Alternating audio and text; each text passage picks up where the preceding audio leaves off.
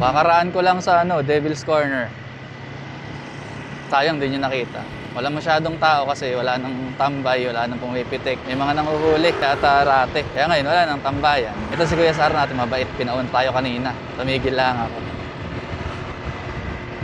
Pero yun, duman ako sa Devil's Corner kasi daw yun. Kaya Devil's Corner, marami yatang na-aksidente roon kasi sobrang liko. Pero may naisip ako, paano kaya, baka may gusto rin o business idea. Sa Devil's Corner, magtayo tayo ng Angel's Burger. Baka sakaling mabawas-bawasan na aksidente.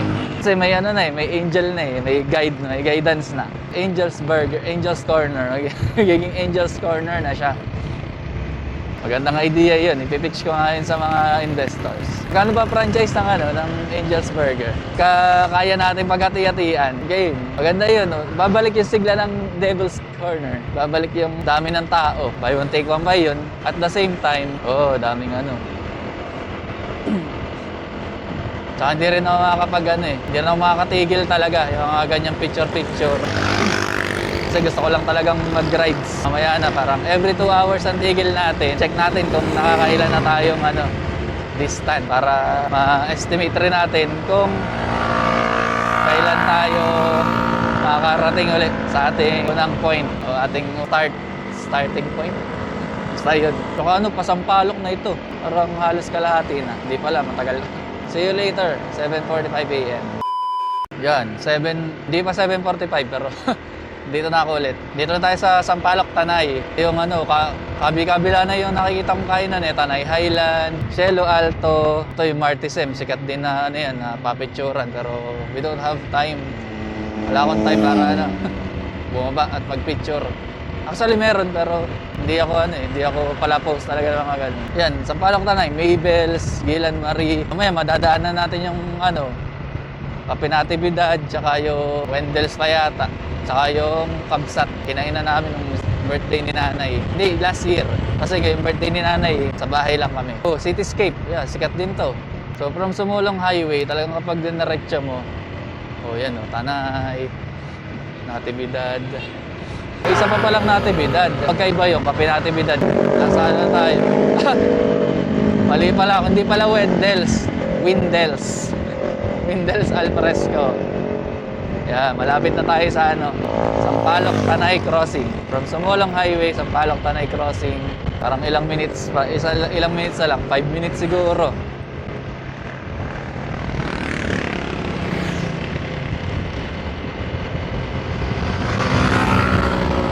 Ayun, Kape Natividad. Sila din yan, parehas ng logo. Diba? Bilog ang mundo. Pwede ka makarating doon sa Kape Natividad. Nasinok ako. Pwede kang makarating doon sa Kape Natividad o rito sa mga kainan sa Sampaloc, Tanay nang galing doon sa bayan, sa Tanay, galing sa iba't ibang bayan sa Rizal, pwede rin sa Sumulong Highway. Wow, ang ganda. Medyo mainit na. Parang kailangan ko na mag-shades. Kailangan ko na magbaba ng visor. Mamaya, kita tayo sa grabe to, liko na to.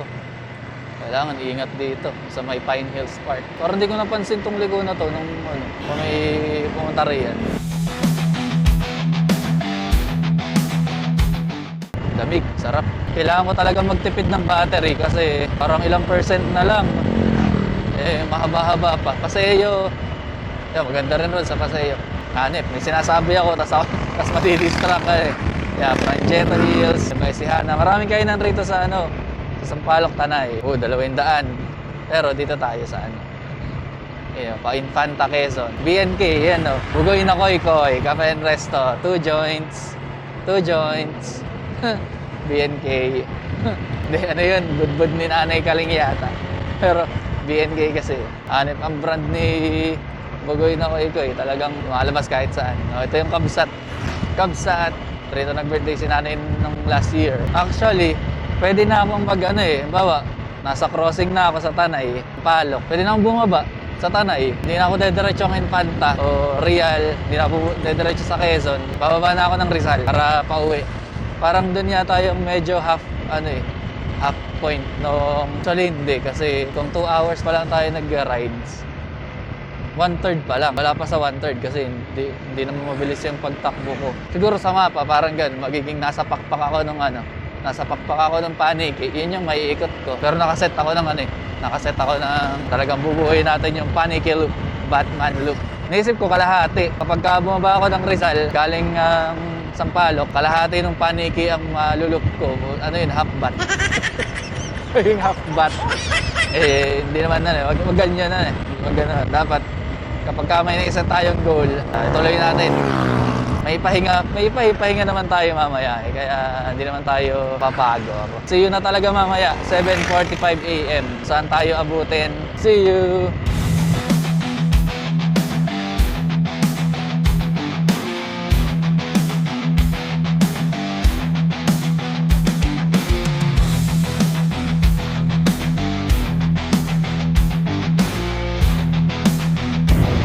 Lagpas na tayo ng Regina Rica. Sa kilometer 90, magpapalit tayo ng battery.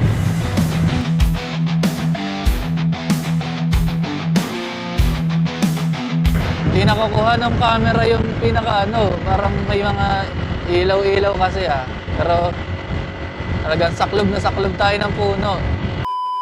Nakatawa niyo ba yung dinosaur? Nakatawa dinosaur.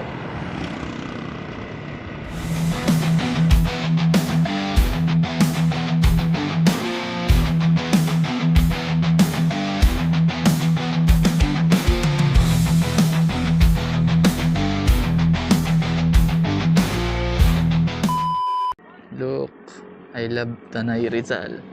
Tanay pa rin pala ito, katatagal. Tanay Rizal, madilay-dilay. 7:38 sa aking yung oras sa aking kay Haboy.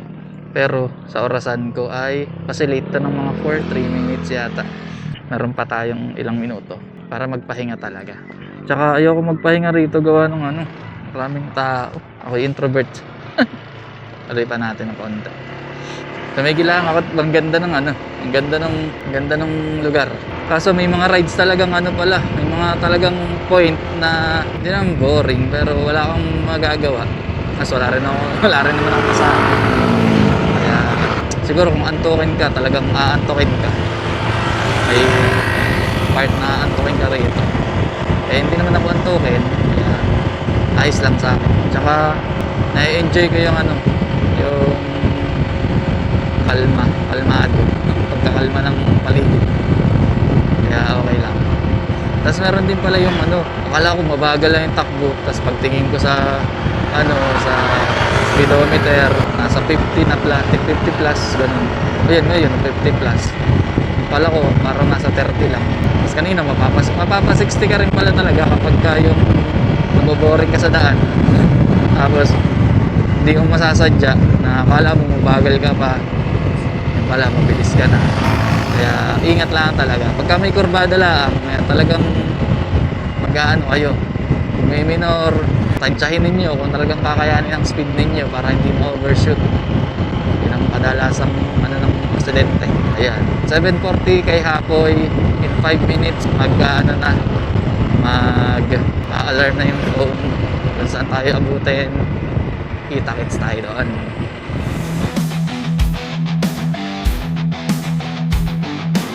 Parang dito na muna ako titigil sa lihim na Lagusan.